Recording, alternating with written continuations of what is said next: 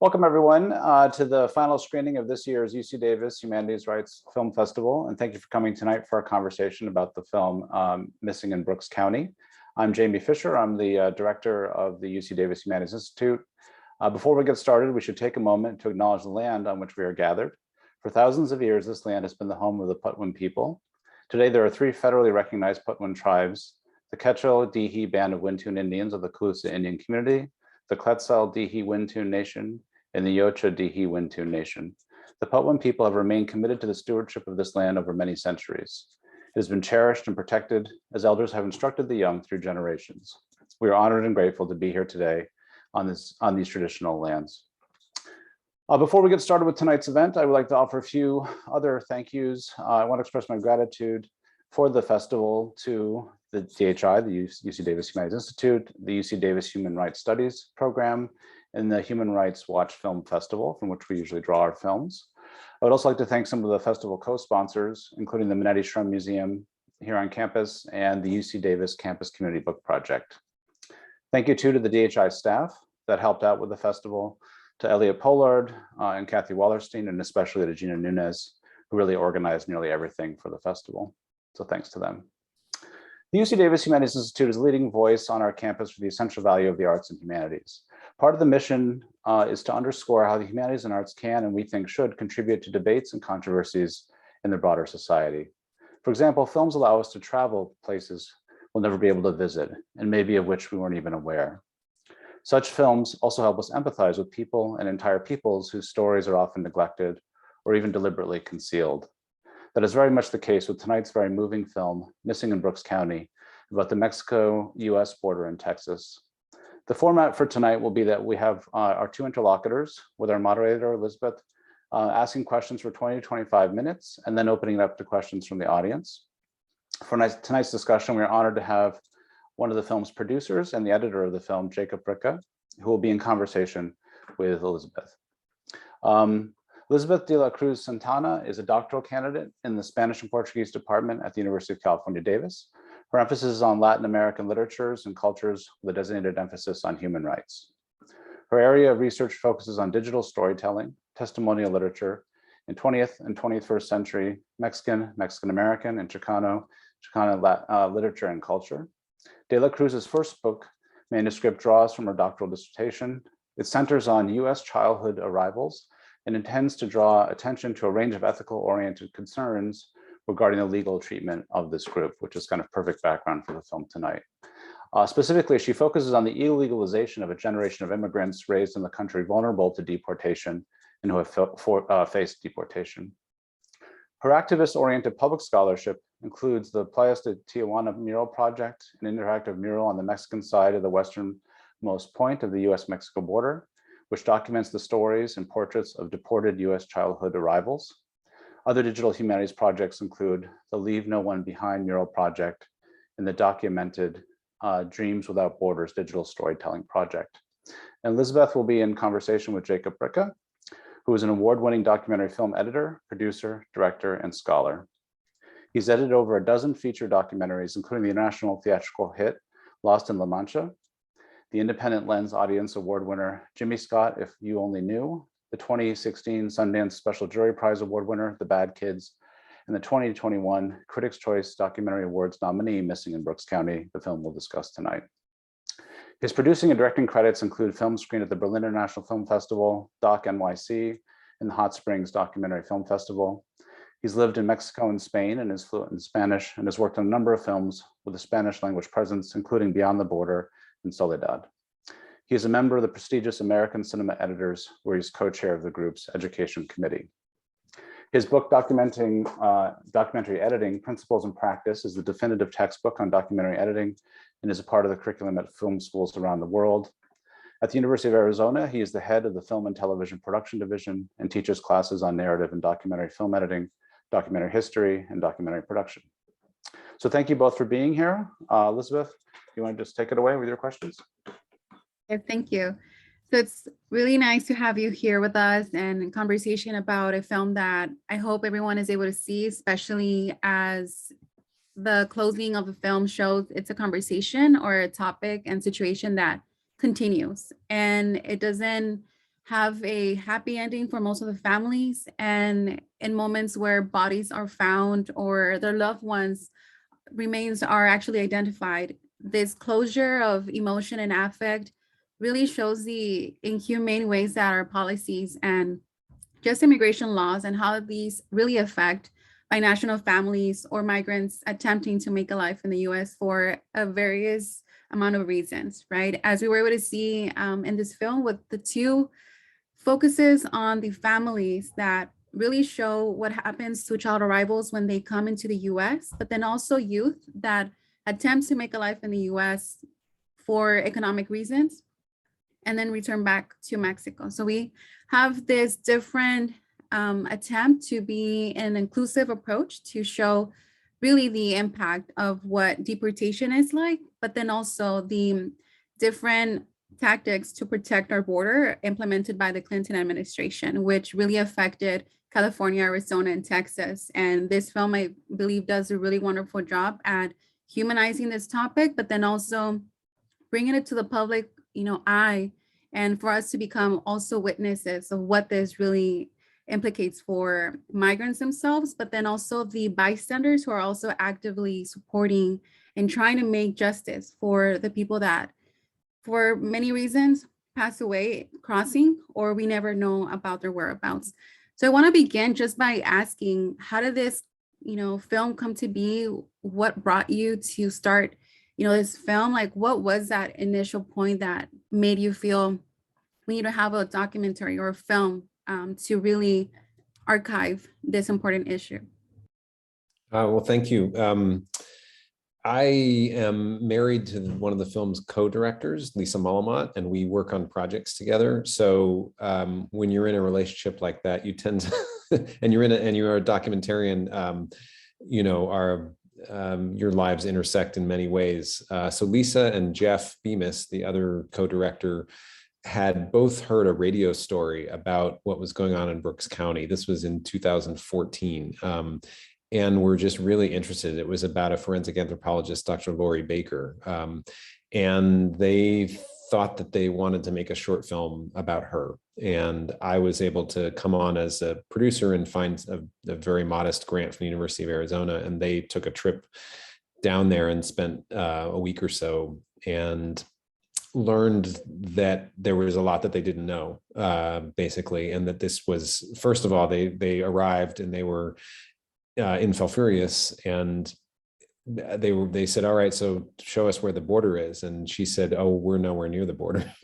And they hadn't figured that part out yet. So this began a long learning process, and a process of us developing the film. It became clear somewhat soon after that perhaps Dr. Lori Baker wasn't going to be the center of this film, because we met other people and what she was doing just wasn't. That's just sort of how things evolved. So I came in as one of the three producers, and I'm sort of an editor by trade. So I volunteered to be the editor, and we sort of marched on. And essentially our process was to, and I say I really mean there, because I'm not one of the film's two shooters. I was intimately involved in helping make it happen, but I didn't go to Brooks County. Lisa and Jeff went.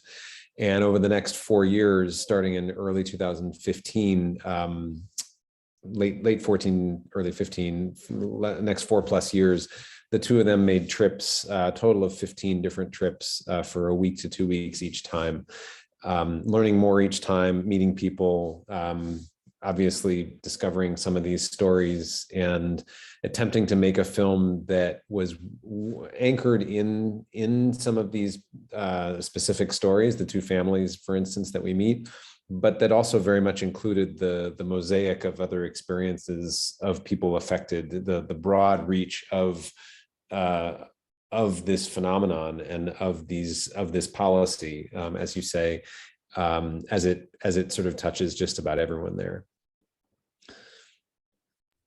Thank you for sharing that. And I find it really interesting, right? Your role as the person who was in charge of basically editing, right, these scenes, and how we start at the beginning with this body that is found by Eddie Canales, and just how impacted he is. But then as we hear throughout the film, it seems like it's just something that became normalized in a sense.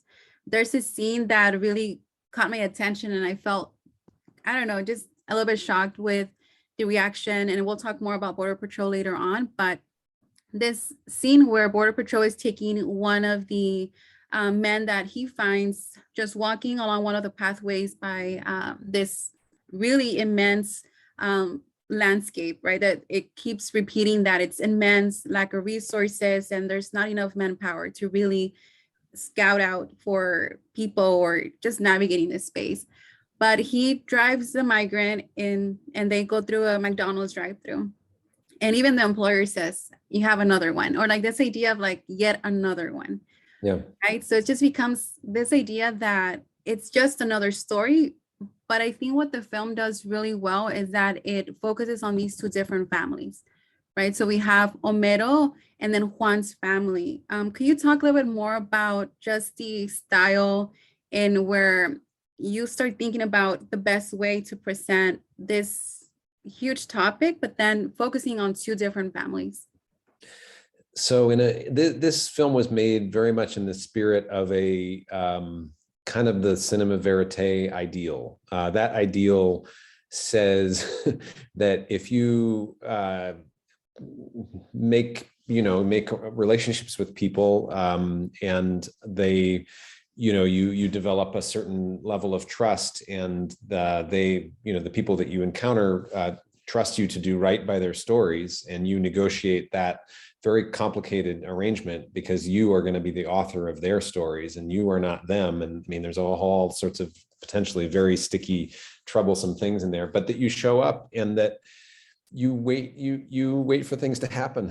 you just kind of, and you observe and you see what's going on around you. And then you start thinking about what you might shoot. So what this means is that you end up with quite a bit more material than you're going to end up using, which is the case in any documentary, but it's sort of even more the case with this style of filming. So this is not an interview-driven film where you can do a lot of research ahead of time. You can figure out more or less what someone's going to say. You can, and then once they do say it, you can basically make a paper edit and sort of script the film around the interviews. That's not this really very much at all. In this case, you go with what you find and then you follow it.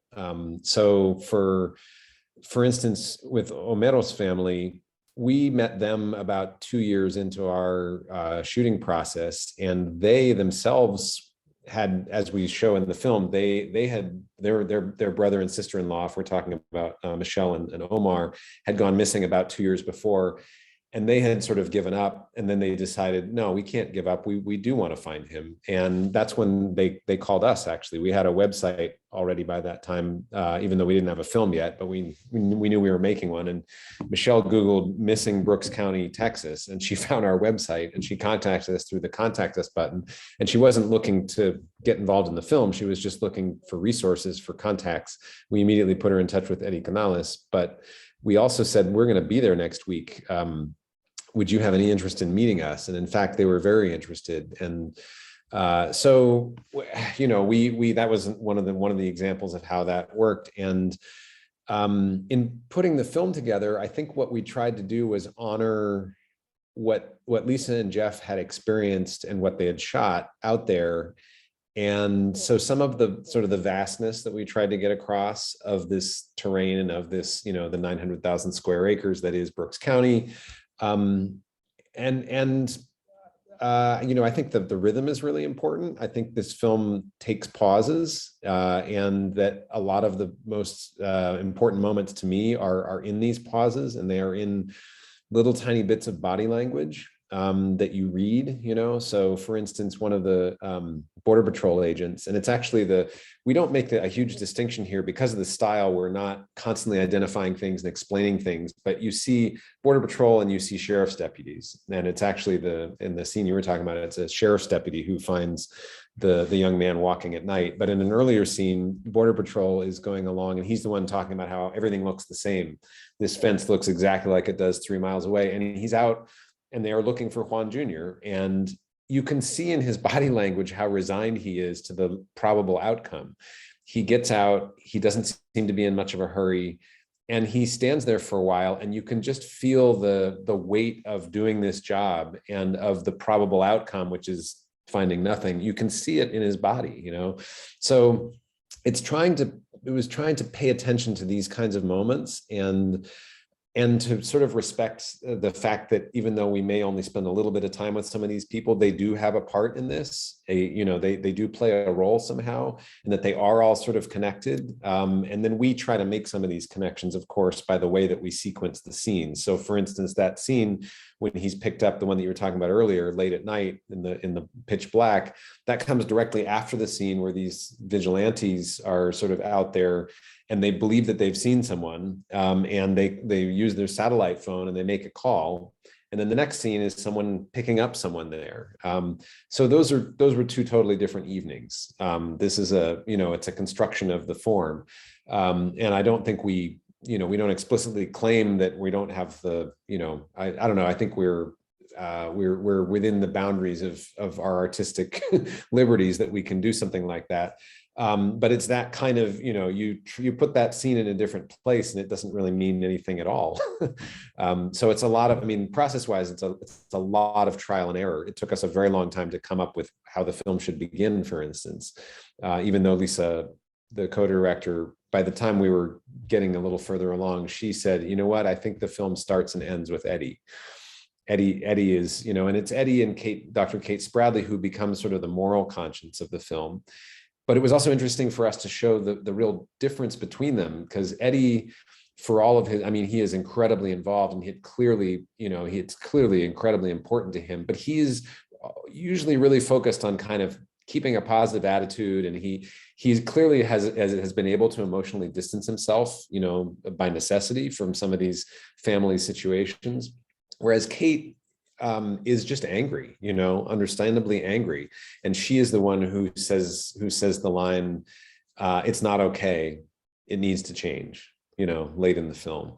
And someone needed to say that, right? It's a very simple thing, but so anyways, we sort of try to build in this sort of somewhat slow, but hopefully impactful portrait that weaves together the mosaic of these other stories and these little vignettes with the forward momentum of what happened in the case of these two families.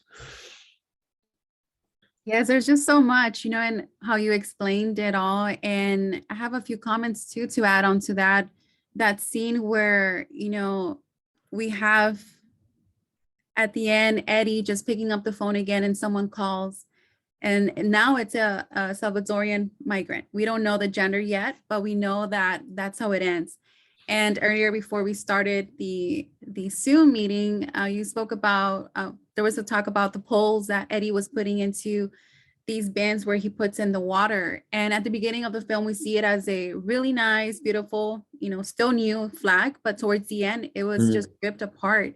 Right. So for the imagery, even from the beginning, we have in Eddie's office, which is in the Human Rights Center, that he, started himself, I believe, in 2003. If I'm not wrong. It's this idea that there's this sign that says the water boy. So that's basically like his calling and his role in this whole conversation. But then we have the mistrust by one of the ranchers who talks about maybe he's involved with the smugglers, maybe he has contacts. That's why he knows where to put the water, right? So we also have, and I really appreciate it and value the inclusion of multiple voices, even if these voices in some way added contrast to the really important work that folks on the ground are doing. So could you talk a little bit more about that? Maybe the ranchers' involvement. We have, I believe, 2 ranchers that are portrayed in the film. One that was the first one who said, yes, let's put water in my ranch. But then the second one who said, no, I have these places where people can actually get water, but this is for the animals. And we see as well, that's one of the reasons of death for Juan as well. So can you talk a little bit more about that, which I think is a really important aspect of the film?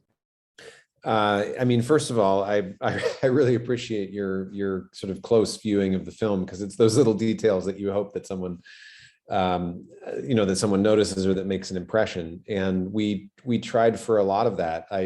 There are a number of shots with the American flag in the background. I don't think it's ever sort of gratuitously there, but I don't think any of them were shot like, oh, let's go over here because there's a flag, but we chose to put them in, right? It does, there's something that happens there. There's, another thing, sort of like the way that objects are represented, we find very early in the film that if one sees birds circling overhead, that may be a very bad sign.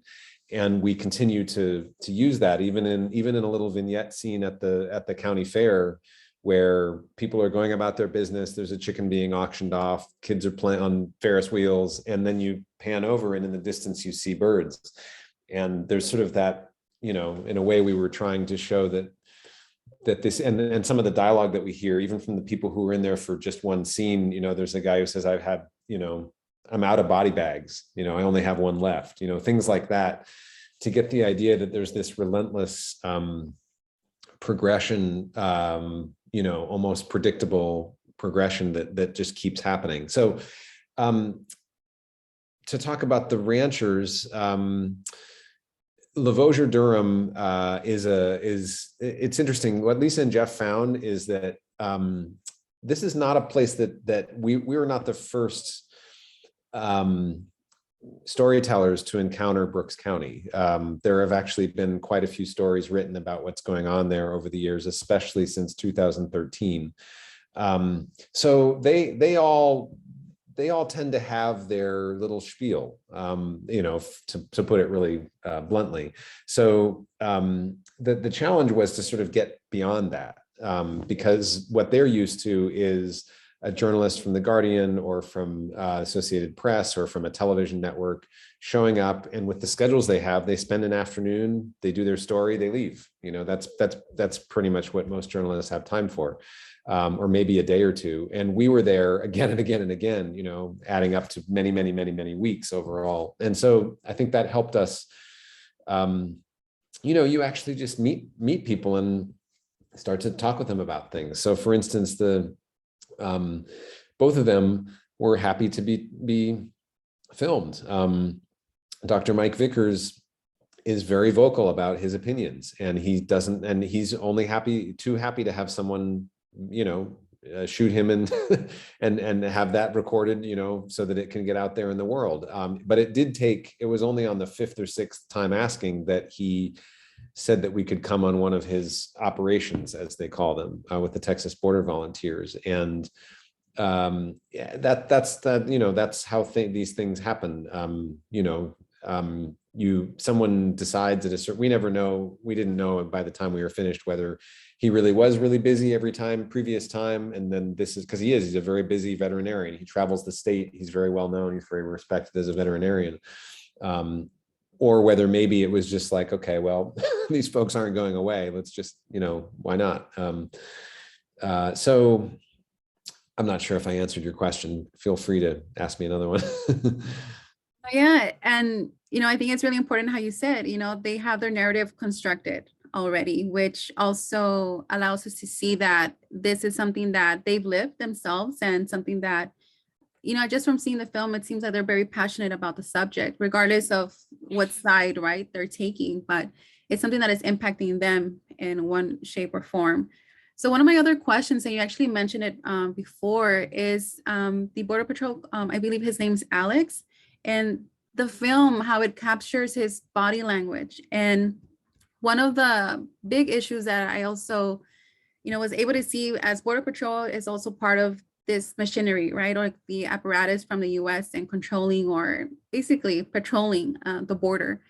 But then we see these moments in where, he mentions that at the beginning, it would really hit him hard, seeing the bodies and really being taken by this. But then he mentions that he decided to stop calling them people, but started thinking about them as just bodies, like another body.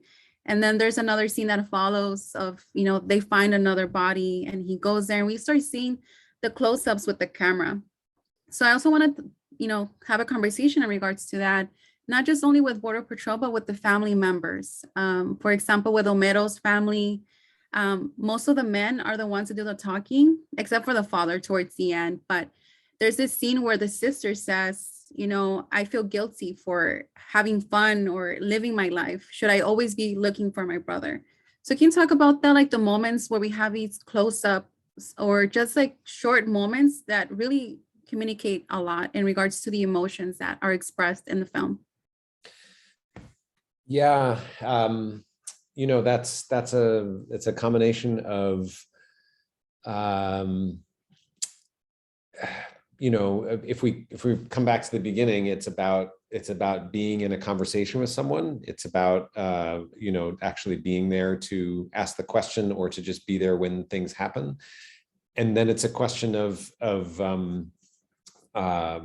having, you know, choosing a certain frame, choosing a, you know, the scene at the very last scene with Eddie, where he's on the phone, which you mentioned earlier, with the Salvadoran person or someone from Salvador on the other side.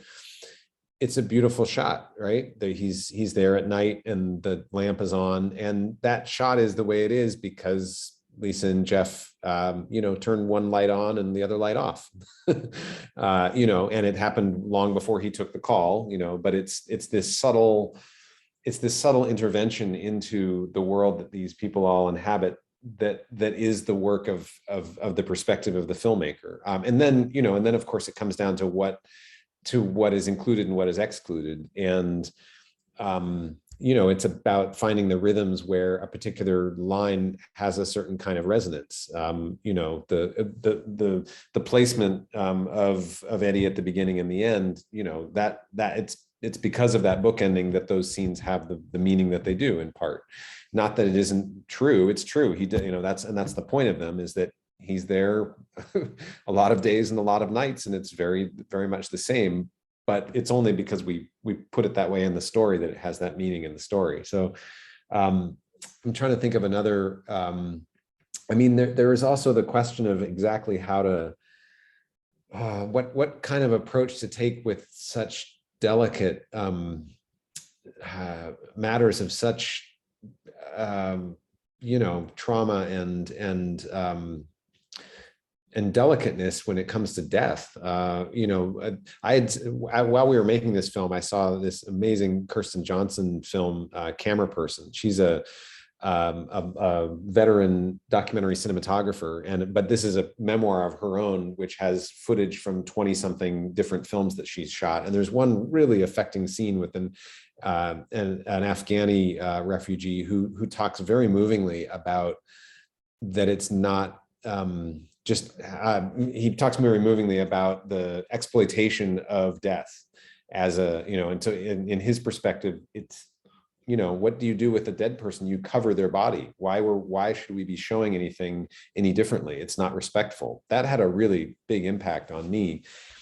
And so we had to decide what exactly are we going to show and what aren't we? And we had a lot of conversations with audiences we showed it to, and then advisors, and with the families themselves in coming to what we hoped was the right balance.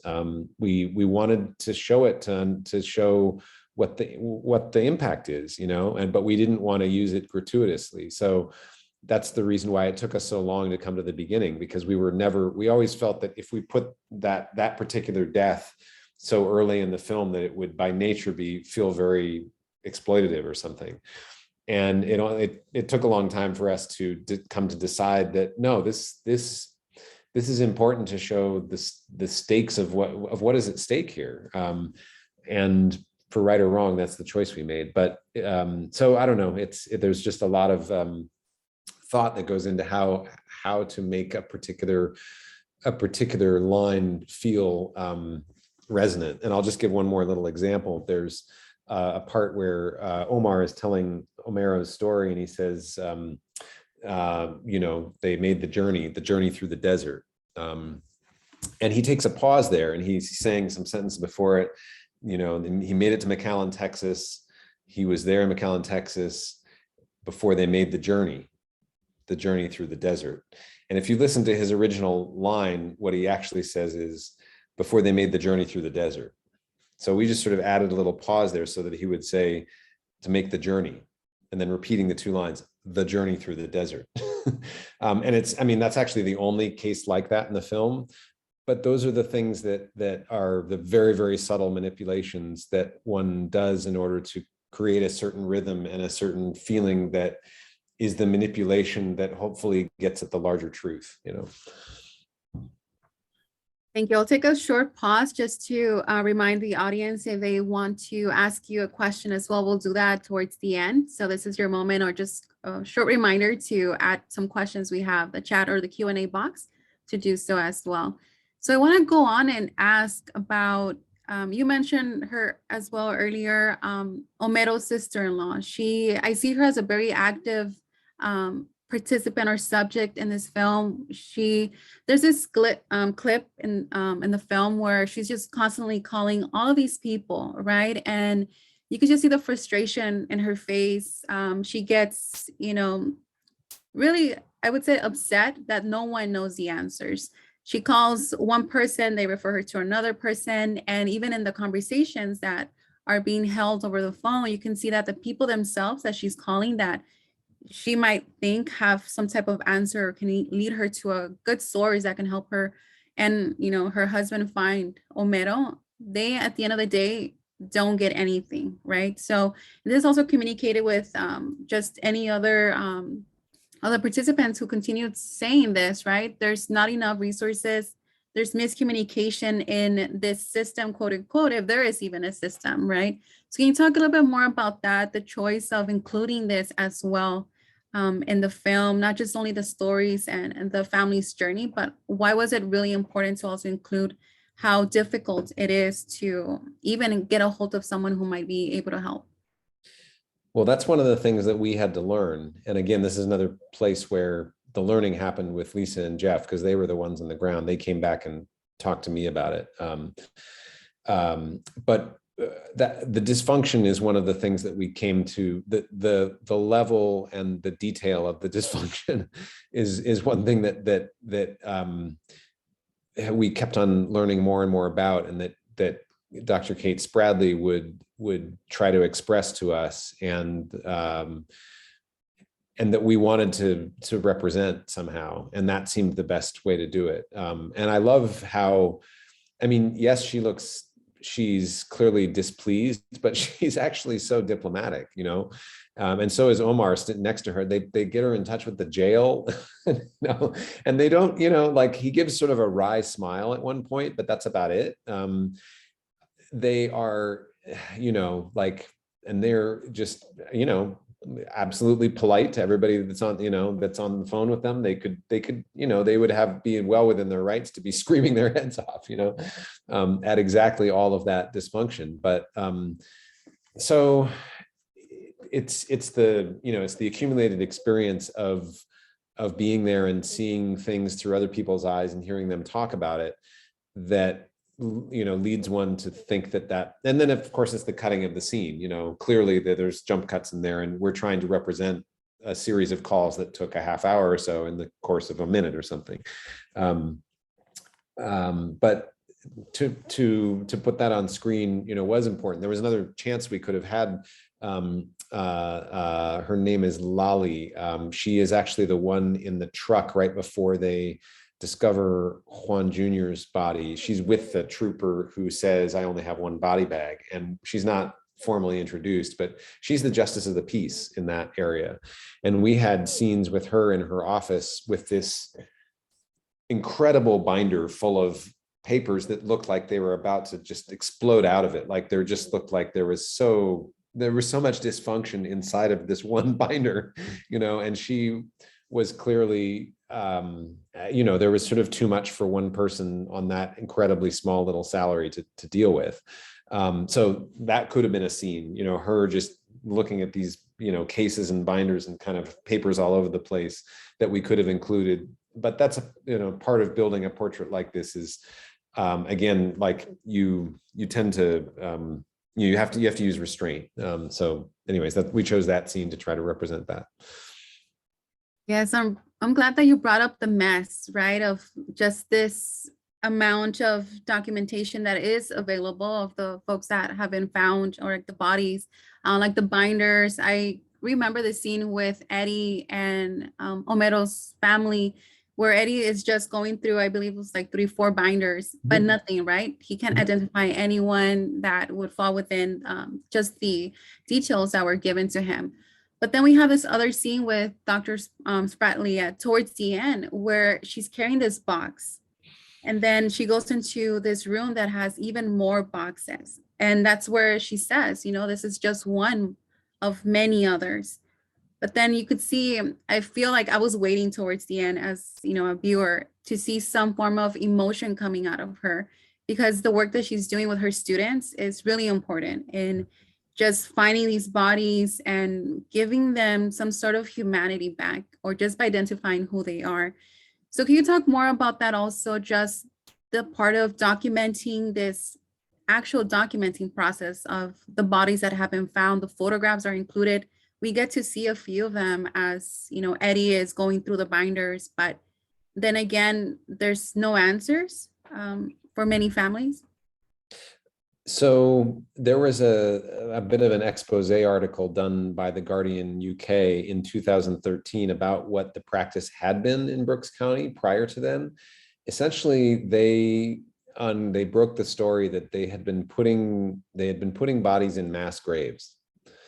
They had been and not going through any of the stuff that is actually required by law, taking of DNA, et cetera, in Texas, in the state of Texas, and simply taking a few $100s and giving them to a funeral home, which just took the money and put them all in a mass grave. So yeah, it's incredibly upsetting. That practice, because of the press around that, ceased.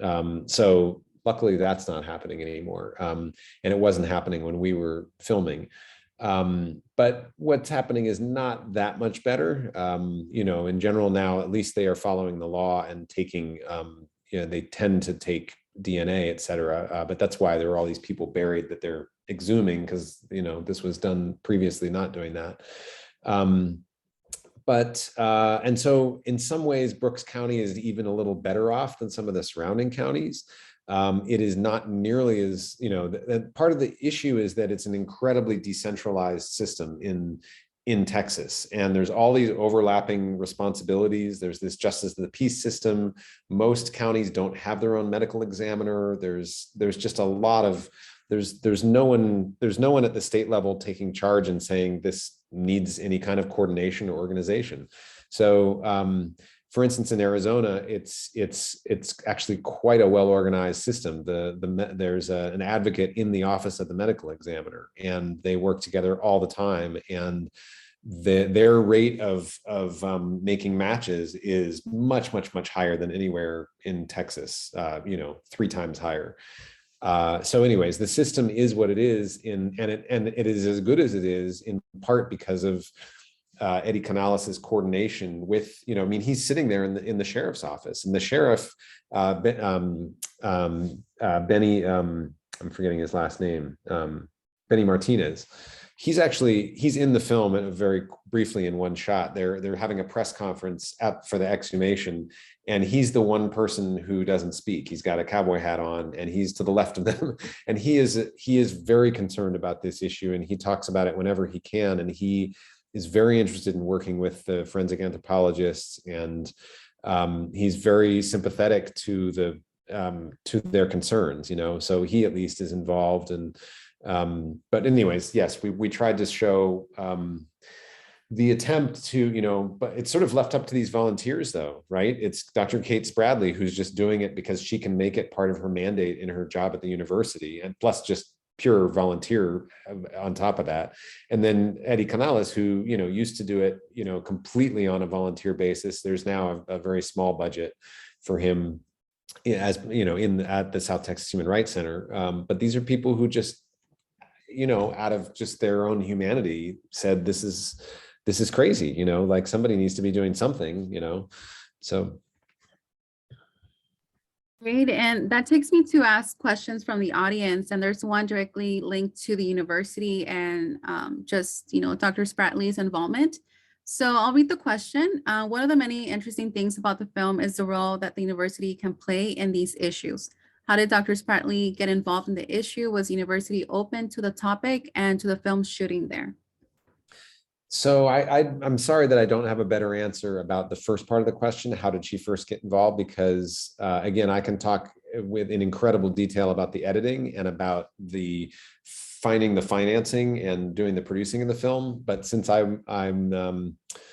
didn't spend, like, Lisa and Jeff are actually in San Marcos right now with Dr. Kate Bradley. They've spent a lot of time with her, but I've spent a lot less. So I can't answer things specific, except to say that, yes, her whole project at UT, Texas State University is very much supported by her department and by the university. They have other, she's a part of this program called Operation Identification, which she helped found, or maybe she founded it. And she's also they have what's called a body farm there, which is what you see near the beginning of the film, where they are taking bodies that are outside and bringing them in these white cases, because essentially it's research on the decomposition of bodies.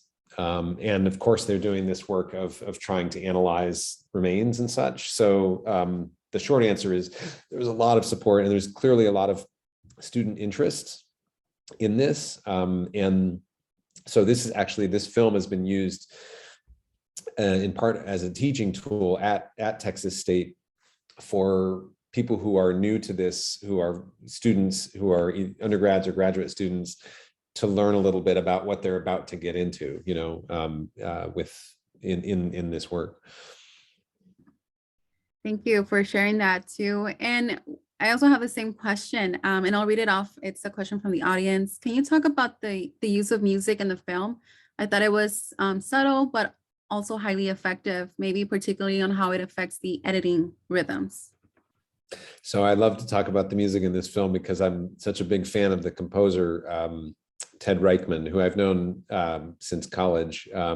He's just an extremely talented musician and composer. And I mean, he comes from, like, his background is in avant-garde jazz. That was his world for a good 15 years, 20 years in New York City. But he's really he's interested in all kinds of music. I mean, he is such an omnivore when it comes to music. And I think that's why he likes film scoring, because it really, your job as a composer is to think very broadly about the tone of the film, about the subject matter, about everything involved in it, and see how you can bring out certain resonances with what you're doing. So he got involved very early. And he made a bunch of sketches really early on. He actually asked us, we had really early cuts of a few scenes. And so we sent those to him. And then he said, give me 10 adjectives that you feel are operative in the story that you're telling. And so we gave him 10 adjectives. There was fear, hope, anger wasn't one of them, actually. Empty, there are things you might expect. And so he's just riffing, right? We don't have anything yet, but he's coming up with, and this was useful because some of the stuff we felt was really appropriate. Some of it was less so. We also had our own temp music. There was another composer who we just used his work on previous films, Gustavo Santoagalo, who is just an amazing, so that became definitely an influencing factor. So we would put that music in, which came from another film. We knew we weren't going to actually end up using it, but it's temp music, and it sort of helped Ted to think about which direction we were going. And he didn't make his music be a sound alike, but it definitely influenced the direction that we were heading. And I think there's a lot of drones in the music. So there's not a ton of, the melodies, when there are melodies, are very simple, and they're kind of mournful. And we only get sort of single instruments towards the end. There's a single violin that comes for the very first time in the very final sequence of the film, which felt appropriate. And there were places where Ted said, I think we have too much music here. I think we should take this out. And he was usually right. Using music is a very it's a delicate affair because there's a great quote by someone, I can't remember who it is, that use of music is like it's like steroids.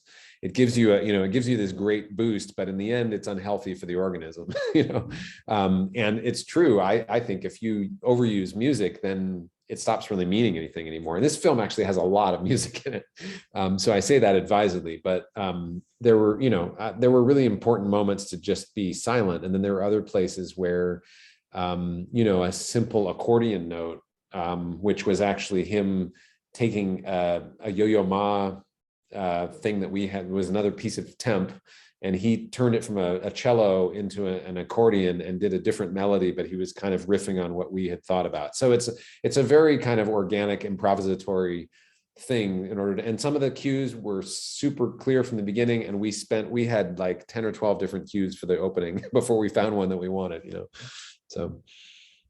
Yeah, thank you for sharing that. And I just want to add a comment towards the end, just I don't want to call it white noise, maybe I'm wrong with that, but just the closing sounds that you hear as Eddie is on this phone call, and then you start seeing the credits. I usually just skip the credits because that's when I feel like the film's over, but I felt drawn to just listen to it. And it's the silence for me was just really important as for me to also as a viewer to kind of decompress from what I just saw, which was a lot, a lot of heavy emotions watching this.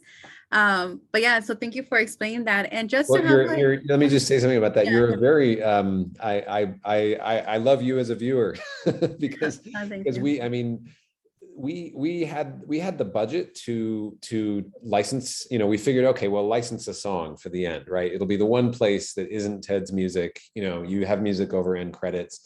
And every time we put anything in, even the most subtle thing, it just didn't feel right. And essentially we just felt like, okay, we have put the audience through a very difficult experience, and we've tried to get across the gravity of this situation and the depth of the loss and the wrongness of it all. And what's the best thing? Well, the most respectful thing to do is silence, right? And it's not really silent because we're hearing the sounds of the brush, but it's silent. It's the silence that you hear at night in Brooks County, Texas, right? So anyways, it was a very, very concerted decision to not put music at the end.